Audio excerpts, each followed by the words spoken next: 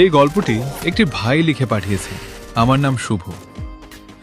আমি একটি মেয়েকে খুব ভালোবাসতাম, বলতে গেলে আমার জীবনের থেকেও বেশি। আমাদের দেখা হয়েছিল পার্কে। প্রথম দেখাতেই আমার ওকে প্রচন্ড ভালো লেগেছে। আমরা ছিলাম অনেক গরিব, আর মেয়েটির বাবা ছিল অনেক বড় লোক, অনেক জমি আছে।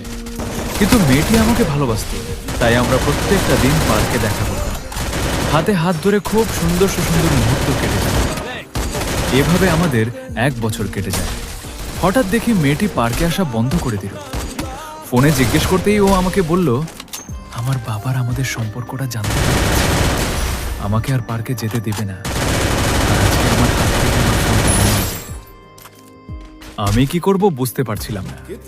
আমি আমার মাকে আমাদের ভালোবাসার কথা জানাই। মা রাজি হয়ে গিয়েছিল। তার পরের দিন ওদের বাড়িতে বিয়ের প্রস্তাব নিয়ে গেল।